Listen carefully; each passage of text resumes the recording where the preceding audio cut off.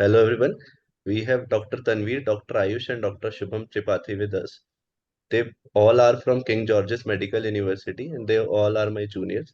They have secured a very good rank in this INICET exam. Tanveer has got a rank of 16, Ayush the rank of 61, and Shubham has got a rank of 32 in this INICET exam. So let us discuss with them about their preparation journey. So first of all, आप लोगों ने कब preparation start करी और what were your sources?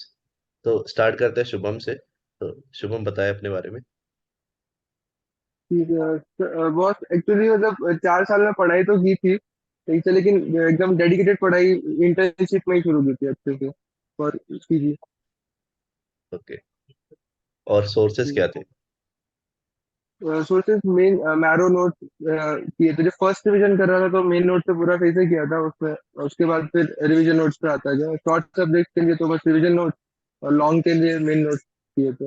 अच्छा। और जैसे KGMC में पहले ट्रेंड था कि सब भाटिया ज्वाइन करते थे, वैसा कुछ नहीं? ये डैम्स के टीएनडी ज्वाइन किया था मैंने। बस संडे संडे होता था बस वो वाला। ओके, बढ़िया। और आयुष आपने?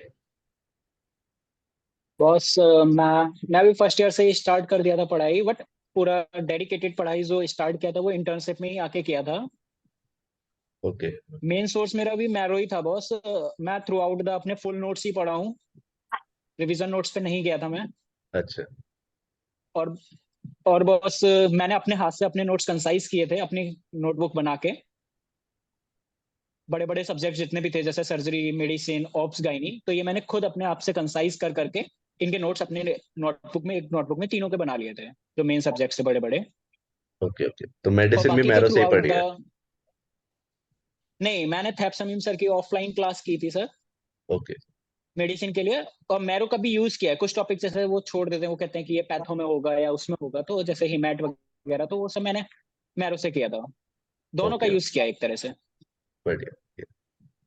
एंड तनवीर आपने?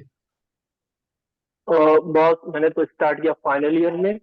फिर डेडिकेटेड पढ़ाई तो मैंने भी इंटर्नशिप में स्टार्ट की। मेन सोर्स मेरा रैपिड रिवीजन प्लस बीटीआर था। और ओके। मैरो से मैंने पीवाईक्यू एंड ऑल वही लगाया ज्यादा, मतलब पूरा डेप्थ में क्यू बैंक भी नहीं लगाया, बस PYQ basis, recent FMG, recent NEET, AIIMS and some GTs, यही सब बॉस। तो कोई भी आपने ऐसे कोचिंग के मेन नोट्स नहीं पढ़े? बॉस जैसे 19 के 19 टीचर एक प्लेटफॉर्म के अच्छे तो हो नहीं सकते, बिल्कुल तो सही। कुछ, हाँ, जैसे फॉर मेडिसिन बहुत मैंने मारवा से पढ़ा था।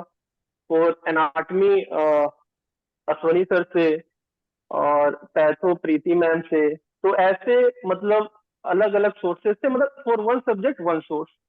Okay, great। जी बॉस। और बीटीआर आप तीनों ने किया? जी बॉस, मैंने तो किया था। रिवर्स मैंने लास्ट नहीं में बॉस, किया मैं था। लास्ट ईयर 1 मंथ में किया था। ओके। मैंने बीटीआर का ज्यादा यूज नहीं किया है बॉस। मैंने पर बीटीआर बहुत का उसका। खाली शॉर्ट सब्जेक्ट्स में किया है बस, एनेस्थीसिया और साइकेट्री में, at the last time. Okay, तो जैसे लोग सोचते हैं कि बीटीआर के बिना तो सिलेक्शन नहीं हो सकता, ऐसा कुछ नहीं है। नहीं बॉस, ऐसा कुछ नहीं, ये मिथ है। हाँ, क्योंकि हमारे टाइम पे तो बीटीआर वगैरह कुछ होता ही नहीं था। जी बॉस, केवल बीटीआर से बॉस आप वही एवरेज स्कोरर रह जाओगे, 130 140 के अराउंड। बीटीआर के साथ रैपिड रिवीजन प्लस क्वेश्चंस लगाने ही लगाने हैं।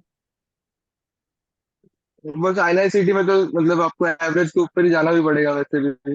बीटीआर से तो होगा भी नहीं, इनफ नहीं हो सकता मतलब। बिल्कुल। और टेक्स्ट बुक का रोल किसको कैसा लगता है? मतलब मैं भी अपने टाइम पे बहुत ही कम टेक्स्ट बुक पढ़ी है, मैंने 2 टेक्स्ट बुक पढ़ी होंगी मुश्किल से। तो तुम सबने कितने कितने टेक्स्ट बुक्स जी पढ़ी है अपने टाइम पर? बॉस बहुत कम टेक्स्ट बुक पढ़ी है। बस मैंने तो पढ़ी नहीं है बोल दिया अभी। बहुत सेफ, मैंने सही भी नहीं जब पढ़ा बॉस है। कोई डाउट आता था, दोनों से क्लियर नहीं हो रहा होता था, तब टेक्स्ट बुक पे जाता था। है। नोट से क्लियर नहीं हो रहा है या किसी भी सोर्स से क्लियर नहीं हो रहा, तब जाता था टेक्स्ट बुक में, ये था। देखिए जीएमसी में एक बेनिफिट भी है that कि एक पेपर हमारा एमसीक्यू आता है, तो टेक्स्ट बुक्स से हम जी लोग वो। इतना रिलाई करते नहीं अपने प्रोफेशनल एग्जाम्स के लिए भी। हम्म। और एमसीक्यूज जो आपने प्रैक्टिस करे वो किस सोर्स से की और कितने एमसीक्यूज, जैसे कुछ लोग बोलते हैं कि रोज 100 एमसीक्यू प्रैक्टिस कर लो तो you will get a good rank, तो कितने कितने एमसीक्यूज प्रैक्टिस किया आपने?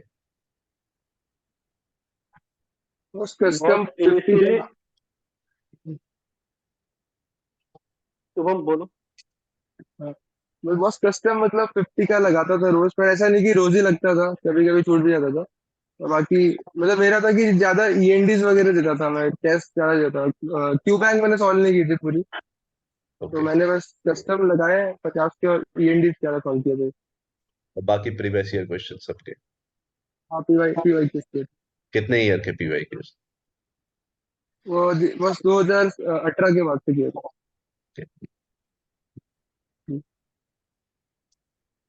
और आयुष ने?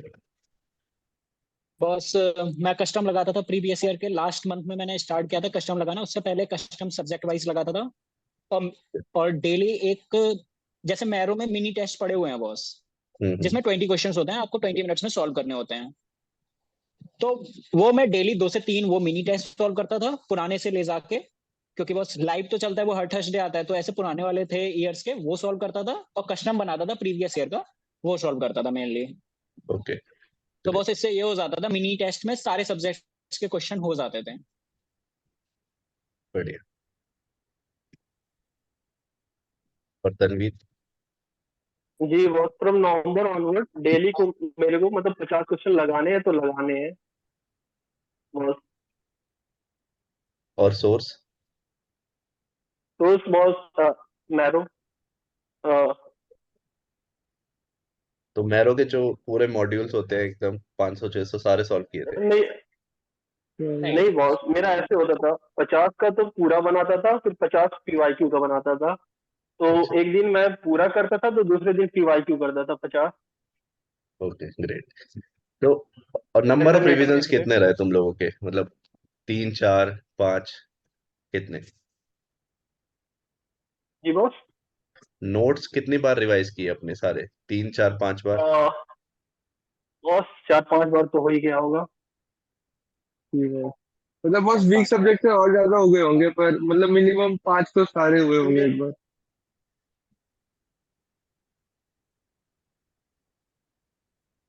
बढ़िया।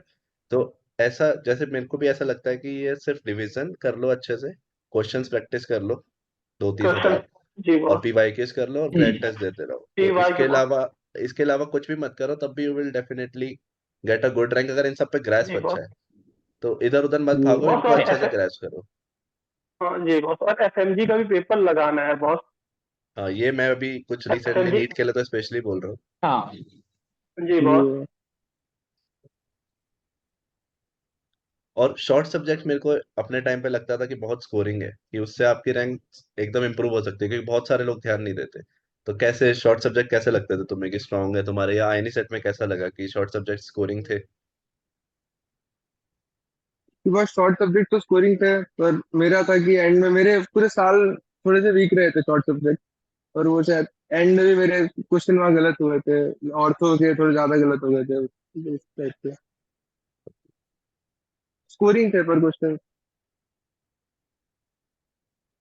और ग्रैंड टेस्ट कितना देते थे तुम लोग, 1 in 10 days, या लास्ट के 3 months में कितना ग्रैंड टेस्ट अटेम्प्ट किए, और total number of grand test कितने अटेम्प्ट किए?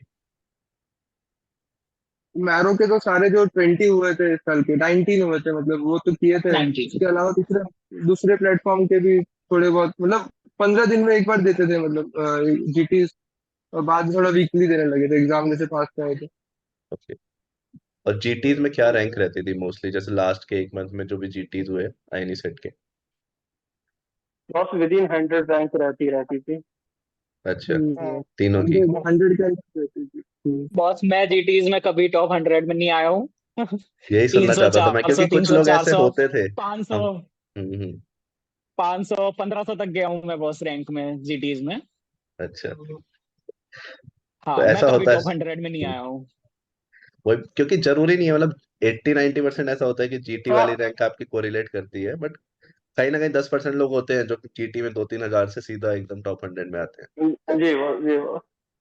हम्म, और आपस में डिस्कशन करते थे, जैसे जीटी हो गया आज, तो उसके क्वेश्चंस डिस्कस कर रहे हो या कुछ इंपॉर्टेंट टॉपिक, डिफिकल्ट टॉपिक, क्योंकि हमारे टाइम पे बहुत होता था, हम लोग बैठ जाते थे 15-20 मिनट रोज और डिस्कस करते थे जो भी इंपॉर्टेंट टेबल, जो वॉलेटाइल चीजें हैं वो।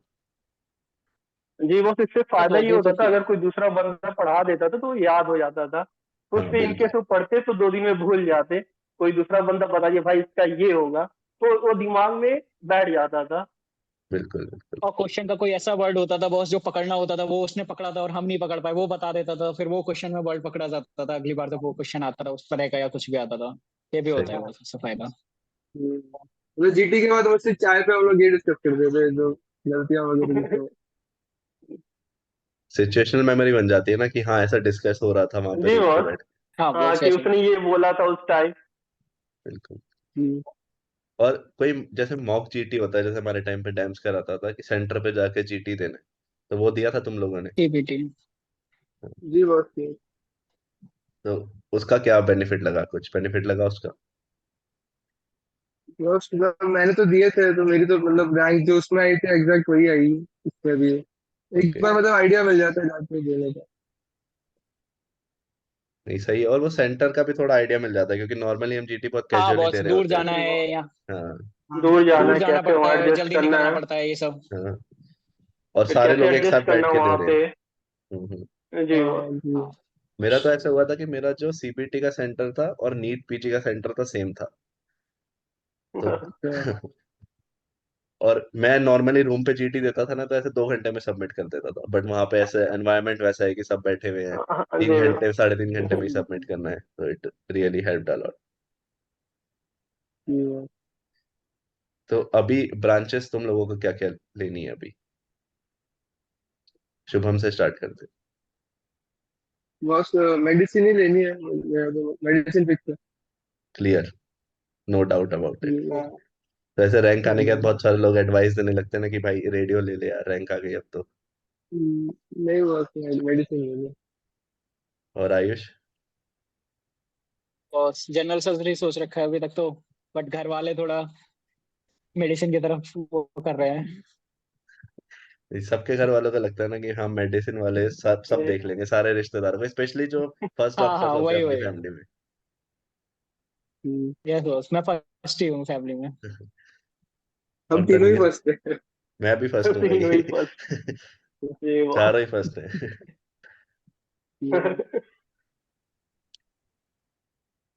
हाँ तनवीर, कौन सी ब्रांच लेनी है? जी बॉस, मेडिसिन ही सोचा है। बढ़िया। तो ये तो श्योर है कि जी तुम तीनों बॉस। को मिल ही जाएगी सेंट्रल में मेडिसिन, बट अगर नीट पीजी अब अटेम्प्ट जी करोगे बॉस।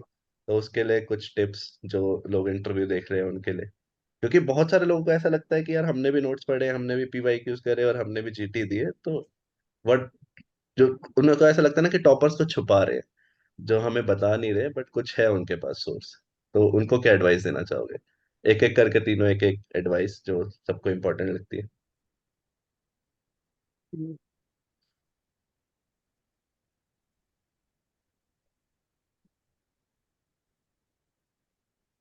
शुभम से स्टार्ट करते हैं, बताओ शुभम। जी बस तो आजकल लोग बहुत फोमो होने लगा है, जैसे बीटीआर जब से आ गया था, तो उससे आजकल लोगों को लगता है कि मतलब बीटीआर ही है, बीटीआर पढ़ने से बहुत अच्छी रैंक आ जाएगी। तो अभी जो 1 महीने बच्चे हैं उसमें मतलब वो वाली फोमो को हटा के जो आपने पढ़ा है पहले उसको हम्म। ही रिवाइज करना चाहिए। नया ये नहीं पढ़ना चाहिए। अगर आपने नहीं पढ़ा है उसको, उस चीज को, तो वापस पढ़ने का फायदा नहीं होगा अगर आप तो रिवाइज नहीं कर पाओगे। तो जो चीज आपने पढ़ते आए हो अब तक, और 1 महीने में डुएबल है अगर आपने पहले पढ़ा है, तो ऐसा यही कहूंगा। मतलब चेंज नहीं करना चाहिए सोर्स अब। डेफिनेटली।